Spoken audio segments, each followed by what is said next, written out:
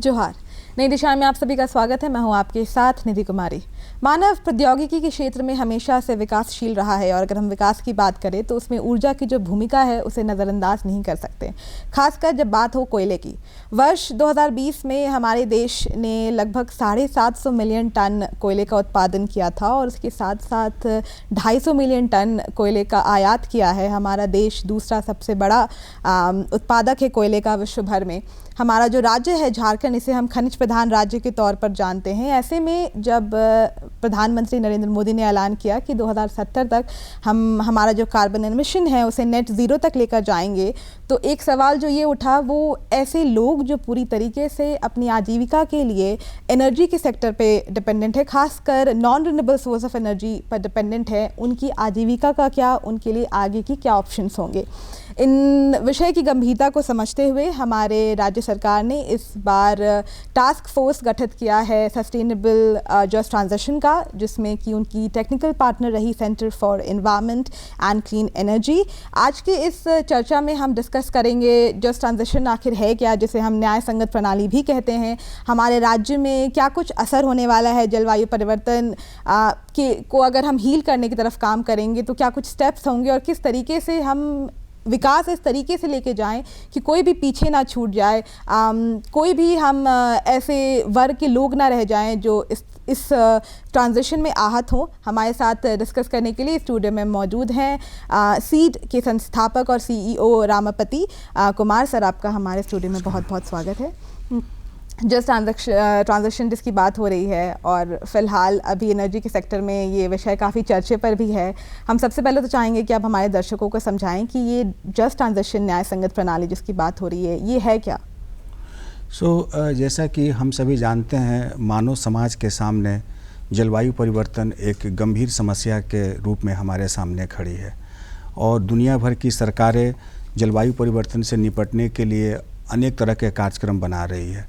हमारा देश भारत और हमारा राज्य झारखंड भी अलग अलग तरीके से कार्यक्रम का क्रियान्वयन कर रहा है ताकि हम जलवायु परिवर्तन के आघात से बच सके। लेकिन बात यह है कि जब हम एक नई व्यवस्था की तरफ जाएंगे, हम एक पुरानी व्यवस्था से एक नई व्यवस्था की तरफ जाएंगे और जो नई व्यवस्था होगी वो साफ स्वस्थ ऊर्जा के ऊपर आधारित होगी, तो यह एक अनुमान लगाया जा रहा है कि जो पुराने ऊर्जा प्रणाली या जो पुराने व्यवस्था के ऊपर जो लोग आश्रित हैं, चाहे वो कर्मचारी हों या गांव के या दूसरे लोग हैं, तो उनके आजीविका के ऊपर एक बड़ा आघात आने वाले दिनों में लगने वाला है। क्योंकि जब हम एक पुरानी ऊर्जा प्रणाली से लेकर एक नई ऊर्जा प्रणाली की तरफ जाएंगे तो यह अनुमान लगाया जा रहा है कि झारखंड जैसे राज्य में करीब 19 जिलों में हमारा एक इकोनॉमी के ऊपर इसका प्रभाव होगा। तो ये सोचने की बात है कि हमें उसकी तैयारी आज से करनी है। इसी को हम एक जस्ट ट्रांजिशन के रूप में कहा जाता है और अगर दूसरे शब्दों में कहा जाए कि जलवायु परिवर्तन की लड़ाई में जो लोग हाशिए पे चले जाते हैं उनको साथ लेकर चलने को ही हम जस्ट ट्रांजिशन के रूप में जानते हैं।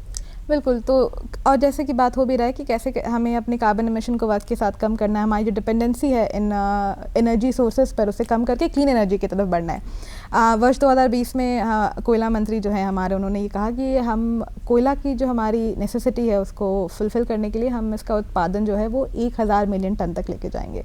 ऐसे में अगर हम इस टारगेट के साथ चल रहे हैं कि 2070 तक हमें नेट एमिशन ज़ीरो अचीव करना है, किस तरीके से यहाँ पर एक बैलेंस बनाने की ज़रूरत है, क्योंकि आप दोनों चीज़ें अचीव करना चाह रहे हैं और दोनों ही ऑपोजिट है एक दूसरे के।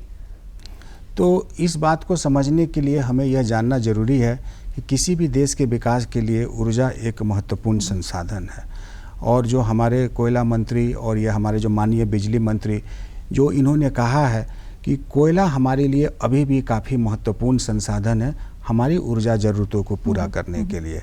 लेकिन सच्चाई यह भी है कि 2070 तक हमें नेट ज़ीरो के गोल को अचीव करना है और अगर हम आंकड़ों की बात करें तो भारत में अभी भी करीब 45% प्राथमिक ऊर्जा जो कोयले के स्रोत से आती है और करीब 70% कोयला का उपयोग बिजली उत्पादन के लिए किया जाता है। इसको हमें 30% तक लाना है 2040 तक। इसका मतलब यह है कि कोयले के ऊपर हमारी निर्भरता आने वाले दिनों में कम होगी, लेकिन इसका कतई मतलब नहीं है कि कोयला हमारे जीवन से गायब हो जाएगा अगले 5 से 10 सालों के अंदर। कोयला का इस्तेमाल अभी भी आने वाले समय में होगा, लेकिन यह सच्चाई है कि कोयले के ऊपर हमारी निर्भरता आने वाले समय में काफ़ी कम हो जाएगी।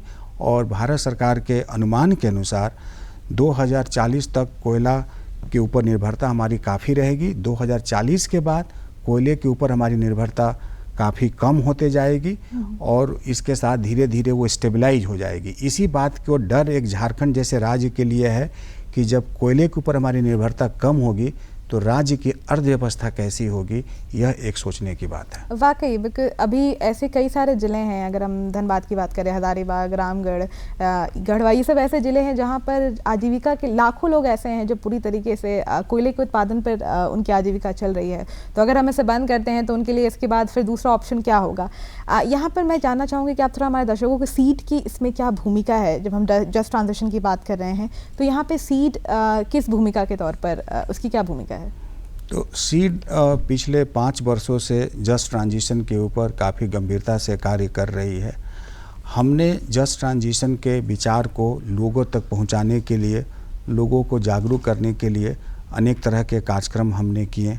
हमने खासकर जो राजनीतिक वर्ग है या जो हमारे अधिकारी वर्ग हैं या आम जनता है, उनको समझाने की कोशिश की है कि जस्ट ट्रांजिशन और ख़ास करके इस पे कैसे आगे कार्य करने की ज़रूरत है, क्योंकि जागरूकता काफ़ी ज़रूरी चीज़ है। जैसा कि हम जानते हैं कि झारखंड जैसे राज्य में अगर आप किसी को यह बताने की कोशिश करें कि 20 साल के बाद कोयला हमारे बीच या 30 साल के बाद कोयला हमारे बीच नहीं होगा, तो शायद कोई भी आदमी इस बात को एक्सेप्ट नहीं करेगा। लेकिन सच्चाई यह है कि ये धीरे धीरे इसकी उपयोगिता कम होगी, और जब उपयोगिता कम होगी तो इसका प्रभाव काफ़ी बड़ा होगा। उस प्रभाव को कम करने के लिए ही हमें जस्ट ट्रांजिशन के ऊपर कार्य करने की ज़रूरत है। और सीट पिछले 5 वर्षों से राज्य सरकार के साथ मिलकर कंधे से कंधा मिलाकर इस मुद्दे के ऊपर कार्य कर रही है कि हम अपने प्रभाव का लेखा जोखा कर सके आज, ताकि हम अपनी नीति राज्य की ऐसी बना सकें ताकि कोयले पे जब उपयोगिता हमारी कम होगी उसके दुष्प्रभाव को हम कैसे कम कर सके, इसके बारे में हम पिछले 5 वर्षों से काम कर रहे हैं।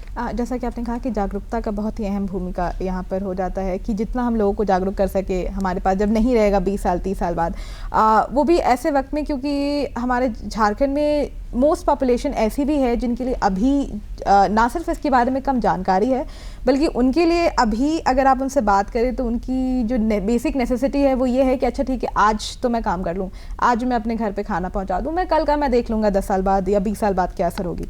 ऐसे जब आप पॉपुलेशन के साथ काम कर रहे हैं, उन्हें किस तरीके से हम जागरूक कर सकते हैं या उनके बीच में हम जस्ट ट्रांजिशन का कॉन्सेप्ट किस तरीके से उन्हें समझा भी सकते हैं, और क्योंकि आपके पास आपको एक ऑल्टरनेटिव सोल्यूशन भी यहाँ पे लेकर आना ही होगा उनके लिए, तो यहाँ पर आप कैसे काम कर सकते हैं ऐसे पॉपुलेशन के साथ? यही सबसे महत्वपूर्ण बात है, क्योंकि जैसा कि मैंने पहले कहा, जस्ट ट्रांजिशन उन लोगों को साथ लेकर चलने का कोशिश करता है जो जलवायु परिवर्तन की लड़ाई में हाशिए पर आ जाते हैं। तो स्वाभाविक है हम बात कर रहे हैं ऐसे कमज़ोर वर्ग के लोगों को जिनकी जीविका इस तरह के कोयले पर आधारित है।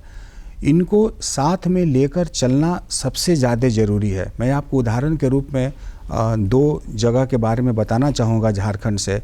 आपने बेरमो और फुसरो का नाम सुना होगा। अगर आप बेरमो और फुसरो की बात करें तो बेरमो और फुसरो की पूरी अर्थव्यवस्था केवल और केवल कोयला के ऊपर आधारित है। और मैं यह बात केवल कोयला खदान में काम करने वाले मजदूरों की नहीं कर रहा हूँ। आप एक सारी भी अगर दुकान में अगर कोई बेच रहा है तो उसकी भी आमदनी कोयले के ऊपर ही है। एक रेड़ी वाला या एक पानी पूरी वाला या एक सब्जी वाला, सारी की सारी अर्थव्यवस्था कोयले के ऊपर आधारित है। या आप कुजू की बात करें तो कुजू में आप देखेंगे कि एक ट्रांसपोर्ट इकोनॉमी है। तो कुजू से बहुत सारे कोयले का ट्रांसपोर्ट ट्रक के द्वारा किया जाता है। तो आप कुजू आप जाएंगे तो देखेंगे कि वहाँ पर ट्रांसपोर्ट को सर्विस करने के लिए हजारों गैराज हैं। हमारे हजारों झारखंड के छोटे गरीब लोग उस गैराज में काम करते हैं। अब आप ये अनुमान लगाएं कि अगले 20 साल 30 साल के बाद जब ये कोयले के ऊपर हमारी उपयोगिता जो हमारी कम होगी, तो सवाल यह राज्य सरकार के सामने है कि बेरमो फुसरो का क्या होगा, कुजू का क्या होगा। और यही कारण है कि झारखंड सरकार ने एक ऐतिहासिक कदम लेते हुए एक टास्क फोर्स का गठन किया। और ये विचार इतना क्रांतिकारी और इतना दूरगामी और आगे की सोच रखने वाला ये विचार है, क्योंकि हम बात ये कह रहे हैं कि हमको आज से सोचना है, हमको उस दिन का इंतजार नहीं करना है जब कोयला हमारा एक आखिरी पत्थर के रूप में खदान से निकलेगा।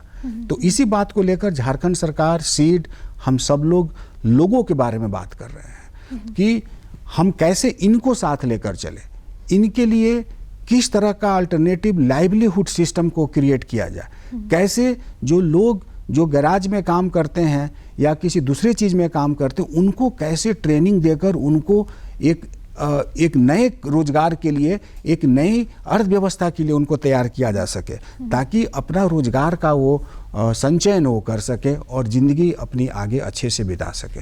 बिल्कुल, जैसा आपने कहा कि एक ऑल्टरनेट लाइवलीहुड हमें ढूंढने की बहुत ज़रूरत है इनके लिए कि, और साथ में जैसे आपने कहा कि अभी हमारे लिए ज़रूरत है कि हम अक्षय ऊर्जा की तरफ अगर हम फोकस करें तो इनको भी हम अपने साथ लेकर कैसे जा सकते हैं।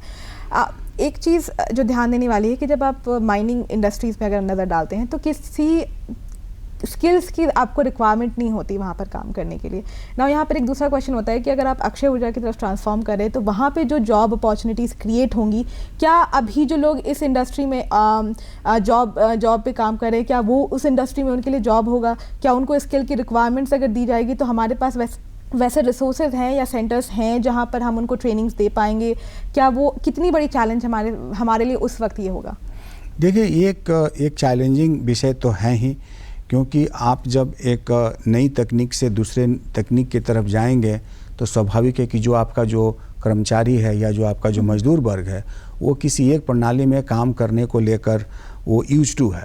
तो जब आप उसको नई जगह लेकर जाएंगे, नई व्यवस्था में लेकर जाएंगे तो स्वाभाविक है उसको रीस्केलिंग, अपस्केलिंग, इस तमाम तरह के कार्यक्रम हमें करना होगा ताकि वो नई व्यवस्था में अच्छी तरीके से तैयार होकर उस पर प्रोडक्टिवली वो काम कर सकें। साथ ही साथ जो खास जो जनरल पब्लिक है, जो जनरल पॉपुलेशन है, उनके लिए हमें ज़्यादा सोचने की ज़रूरत है, क्योंकि उनको अभी तक उस तरह का कोई ट्रेनिंग या इस तरह का कोई रोज़गार को लेकर इस तरह का ट्रेनिंग अभी नहीं दिया गया है। हालांकि झारखंड सरकार बड़े पैमाने पर लोगों को रोज़गार मुहैया कराने के लिए Jharkhand state livelihood promotion society के द्वारा ट्रेनिंग की व्यवस्था करती है, लेकिन हमारा अनुमान है कि आने वाले समय में हम करीब 2.5 करोड़ लोगों के ऊपर प्रभाव की बात कर रहे हैं। इसका मतलब है कि झारखंड सरकार को एक बड़े पैमाने में एक स्किल डेवलपमेंट प्रोग्राम चलाने की ज़रूरत है। साथ ही साथ जो अक्षय ऊर्जा की बात जो हम लोग करते हैं, तो अक्षय ऊर्जा का रोल काफ़ी महत्वपूर्ण होने वाला है आने वाले समय में, लेकिन दुख की बात यह है कि झारखंड अभी भी उन अग्रणी राज्यों में नहीं है जहां पर अक्षय ऊर्जा का स्थापना काफ़ी बड़े मात्रा में किया गया हो। लेकिन हमारी सरकार ने, हमारी राज्य सरकार ने करीब 4,500 मेगावाट के एक लक्ष्य के साथ एक पॉलिसी बनाई है और हमें उम्मीद है कि आने वाले समय में करीब हम उस लक्ष्य को प्राप्त कर सकेंगे और जिससे कि हम राज्य की जो ऊर्जा सुरक्षा है उसको हम सुनिश्चित कर सकेंगे। साथ ही साथ हम कोयले पर अपनी निर्भरता कम कर सकेंगे और हम अपने पर्यावरण, खास करके क्लाइमेट चेंज के ऊपर अधिक से अधिक फोकस होकर काम कर सकेंगे। बिल्कुल, अभी जिस तरीके से कुछ ऐसे इंटरनेशनल रिपोर्ट्स भी निकल कर आए हैं जिसमें ये कहा जा रहा है कि जब भारत जस्ट ट्रांजिशन के प्रोसेस में एंटर करेगा तो कहीं ना कहीं वो जो प्रोसेस है वो काफ़ी कॉम्प्लिकेटेड या मेसी हो सकता है हमारे देश के लिए। क्या आपको भी लग रहा है, क्या ऐसे अनुमान है कि अगर हम इस दिशा में निकले भी तो हमारे लिए चुनौतियाँ बहुत ज़्यादा होंगी हमारे देश के लिए? बिल्कुल, ये स्वाभाविक है, क्योंकि हमारे लिए एक बड़ी चुनौती है और झारखंड जैसे राज्य के लिए मैं कहूँ तो उससे भी बड़ी चुनौती है। क्योंकि अगर हम इस बात की तुलना करें कि ये जस्ट ट्रांजिशन झारखंड के लिए कितना महत्वपूर्ण है और अन्य राज्यों के लिए कितना महत्वपूर्ण है, तो मैं आपको इस बात से समझाना चाहूँगा कि अगर आप महाराष्ट्र की बात करते हैं तो करीब 3 से 4 जिलों में कोयले का उत्खनन होता है। अगर आप ओडिशा की बात करते हैं तो 1 या 2 जिलों में उस कोयले का उत्खनन होता है। लेकिन अगर हम झारखंड की बात करते हैं तो करीब हम 13 जिलों में उसका उत्खनन करते हैं। और हमारे 5 ऐसे ज़िले हैं जहां पर कोयला आधारित उद्योग स्थापित है, चाहे वो स्टील हो, सीमेंट हो, केमिकल हो। तो ऐसे उद्योग हैं जो कि कोयले के ऊपर ही वो आधारित हैं।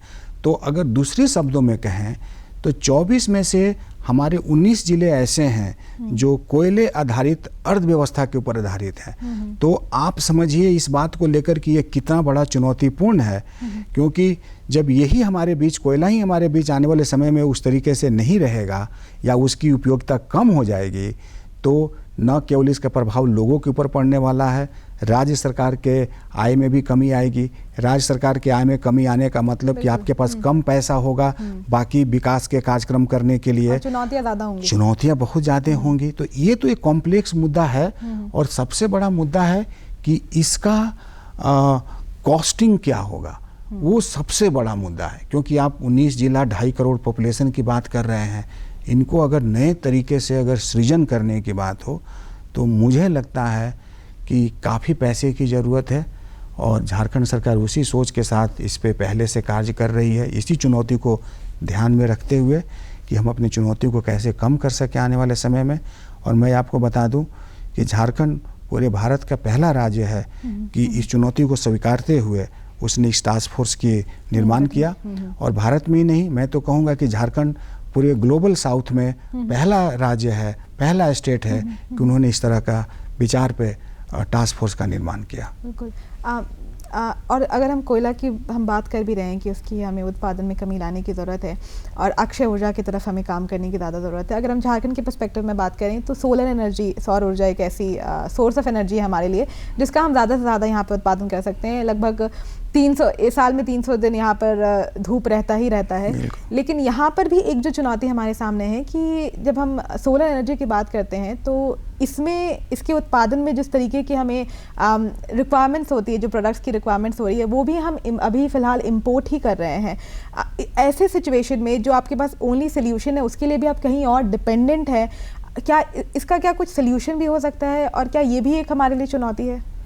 देखिए, सॉल्यूशन तो, समाधान तो है ही। अगर झारखंड की बात करें तो झारखंड की जो सौर ऊर्जा को लेकर जो एक क्षमता, पोटेंशियल जिसको हम कहते हैं, उसका एक निर्धारण किया गया भारत सरकार के द्वारा, तो करीब 18,000 मेगावाट है, जिसको कि हम 18 गीगावाट के रूप में भी जान सकते हैं। तो झारखंड की जो सौर ऊर्जा के ऊपर जो पोटेंशियल है वो 18 गीगावाट है। लेकिन ये ज़रूर सही बात है कि हम लोगों ने अभी तक 200 मेगावाट से भी ज़्यादा का सृजन हम लोगों ने सोलर ऊर्जा को लेकर किया नहीं है अपने राज्यों में। चुनौतियाँ इस चीज़ को लेकर हैं, सरकार इस बात को लेकर गंभीर है, सरकार इसके ऊपर कार्य कर रही है। लेकिन साथ ही साथ ये भी देखने की ज़रूरत है कि राज्य सरकार नए नए तरीक़ों से अक्षय ऊर्जा का सृजन कैसे हो सके उसके बारे में सोच रही है। जैसे कि रूफटॉप, हमारे घरों के छत पे कैसे सोलर ऊर्जा को लगाकर बिजली उत्पादन किया जा सकता है, या साथ ही साथ जो हमारे डैम्स हैं तो फ्लोटिंग सोलर के रूप में कैसे हम नई तकनीक से हम सौर ऊर्जा का उत्पादन कर सकते हैं। साथ ही साथ यूटिलिटी स्केल सोलर एनर्जी पे काम करने की ज़रूरत है। अपने राज्य में छोटे स्तर पर हाइड्रो पोटेंशियल भी है, स्मॉल हाइड्रो पोटेंशियल भी, उसके ऊपर भी कार्य करने की ज़रूरत है। बायोमास का हमारे पास काफ़ी बड़ा एक पोटेंशियल है, उसके ऊपर भी कार्य करने की ज़रूरत है। तो कुल मिला जुलाकर अगर देखा जाए तो यह एक सच्चाई है कि झारखंड जैसे राज्य के पास तमाम क्षमता और इसका एक पोटेंशियल होने के बावजूद भी अक्षय ऊर्जा का सृजन शायद हम लोग उतना नहीं कर सके हैं जितने कि अपने देश के पश्चिमी राज्य, खासकर गुजरात, महाराष्ट्र, तमिलनाडु, कर्नाटका, आंध्र प्रदेश ने किया है।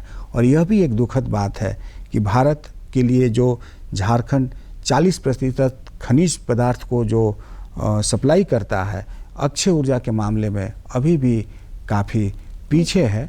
और मैं ये कहूँगा झारखंड ही नहीं, पूर्वी भारत के करीब करीब सभी राज्य अक्षय ऊर्जा के उत्पादन में काफ़ी पीछे हैं। उसकी चुनौतियां हैं, नीति को लेकर चुनौती है, इन्वेस्टमेंट को लेकर चुनौती है, टेक्नोलॉजी को लेकर तो अभी आज की तारीख में ऐसी स्थिति है कि लोगों के पास उसकी पूरी जानकारी है।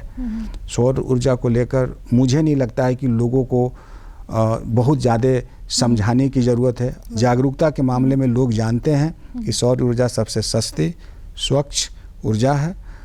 चुनौती इस बात को लेकर है कि कैसे इसमें इन्वेस्टमेंट इसमें लाया जाए, कैसे नीति निर्धारण किया जाए ताकि आम और सुगम तरीके से लोगों तक ये पहुंच सके। हाँ, और वाकई, और जब आप ऐसे किसी मिशन के साथ निकलते हैं, ऑब्जेक्टिव के साथ, तो ये भी समझने की ज़रूरत है कि आपके जो स्टेक होल्डर्स हैं वो सिर्फ सरकार या फिर गैर सरकारी संस्थान नहीं हो जाते, बल्कि हर एक जो नागरिक है उस देश का या फिर विश्व भर के जो नागरिक है वो उसके स्टेक होल्डर्स हैं। क्या आपने, क्योंकि आप काफ़ी कई वक्त से इस फील्ड में काम कर रहे हैं, अब आपने नोटिस किया है कि भले ही हमारे पास ये समस्या बहुत बड़ी है, लेकिन लोगों को जिस गंभीरता से इसे लेना चाहिए या फिर जिस सीरियसनेस के साथ इस पर काम करने की ज़रूरत है वो अभी भी मिसिंग है? मैं इस बात को इस तरीके से कहूँगा कि भारत ने अक्षय ऊर्जा के स्तर पे तो काफ़ी क्रांतिकारी काम किया है। अभी हमारे देश में करीब 175 गीगावाट की इंस्टॉल कैपेसिटी है। इसका मतलब है 1,75,000 मेगावाट बिजली का उत्पादन हम लोग अक्षय ऊर्जा के माध्यम से कर रहे हैं। तो भारत दुनिया का दूसरा सबसे बड़ा रिन्यूएबल एनर्जी उत्पादक देश है। लेकिन यस, झारखंड के कॉन्टेक्स्ट में थोड़ा सा अभी भी चैलेंजिंग है, अभी भी हम काफ़ी पीछे हैं। लेकिन भारत ने काफ़ी बड़ा काम किया है। माननीय प्रधानमंत्री के नेतृत्व में इंटरनेशनल सोलर अलायंस का गठन किया गया। भारत वहाँ पर एक अग्रणी भूमिका के रूप में अपना रोल प्ले कर रहा है। साथ ही साथ टेक्नोलॉजी के मामले में भारत एक अग्रणी रोल प्ले कर रहा है। झारखंड अक्षय ऊर्जा के मामले में एक बड़ा रोल दूसरे तरीक़ा से प्ले कर रहा है।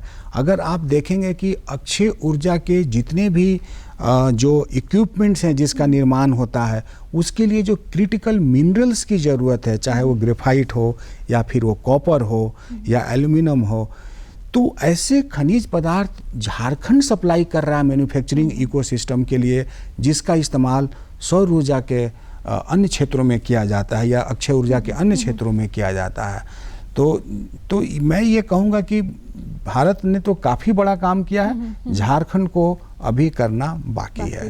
बिल्कुल। अगर जैसे मैं एक रिपोर्ट भी पढ़ी थी कि 2008 से अगर हम देखें तो अभी तक देश भर में लगभग 123 ऐसे माइनिंग फील्ड्स हैं जिन्हें बंद कर दिया गया है, जो झारखंड में भी कई ऐसे हैं माइनिंग स्पॉट्स। लेकिन और आने वाले वक्त में अगर आप यहाँ से अपनी डिपेंडेंसी हटाना चाह रहे हैं तो कहीं ना कहीं ये जो लैंड है इसको आप किस तरीके से यूटिलाइज़ कर सकते हैं, अगर आपका फोकस ये है कि हमें रिन्यूएबल रिसोर्सेज की तरफ ज़्यादा से ज़्यादा बढ़ना है, क्योंकि फिर इन लैंड का क्या यूज़ होगा, या फिर अगर आप लाइवलीहुड भी क्रिएट करना चाह रहे हैं तो आपको कहीं ना कहीं इन्हें इस तरीके से आपको यूटिलाइज़ करना होगा कि वहाँ के जो कम्युनिटी के लोग हैं उन्हें ये बेनिफिट कर सके।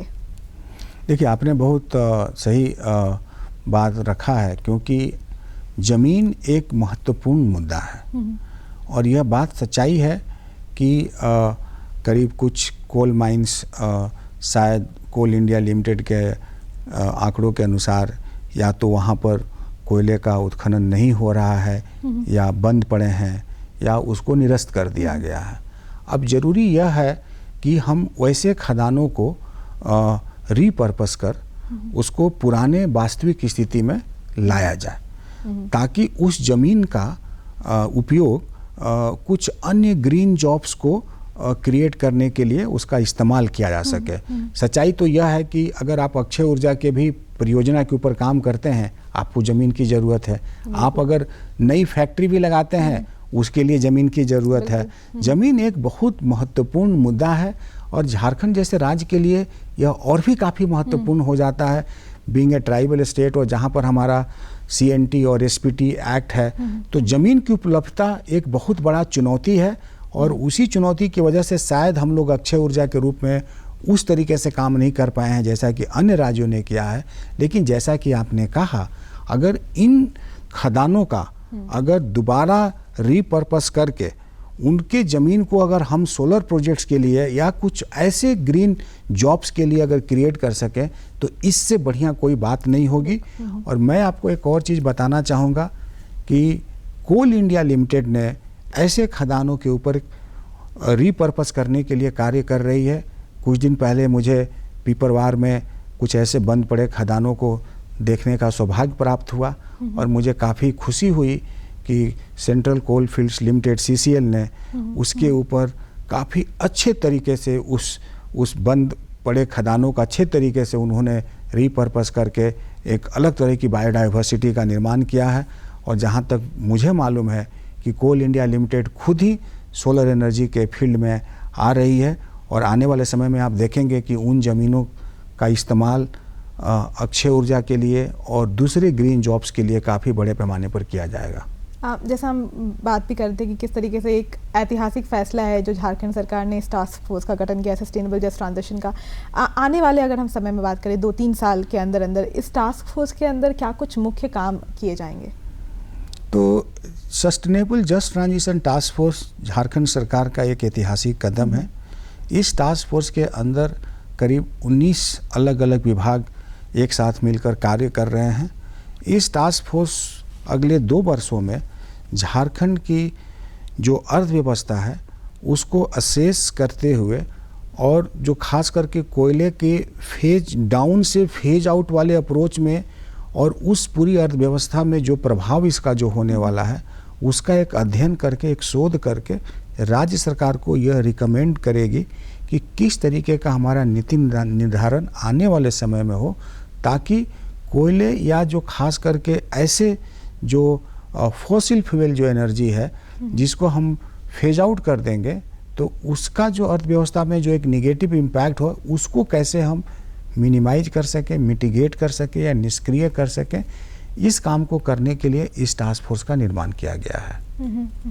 और मैं खुद ही उम्मीद करती हूँ कि हम, जैसा आपने कहा कि हमारे झारखंड के लिए ये बहुत ज़रूरी है कि हम इस काफ़ी गंभीरता के साथ इस पर काम कर सकें, क्योंकि आने वाले दिनों में अगर हम तैयार नहीं हैं तो हमारे लिए बहुत मुश्किल पैदा कर सकती है ये सिचुएशन है।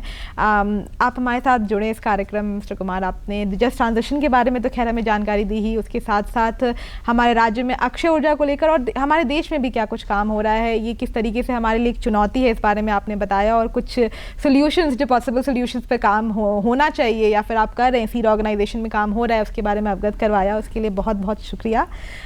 इसी के साथ हमें भी दीजिए इजाज़त। हम आपसे फिर मिलेंगे नई दिशाएं की अगली कड़ी में। तब तक के लिए जोहार, नमस्कार।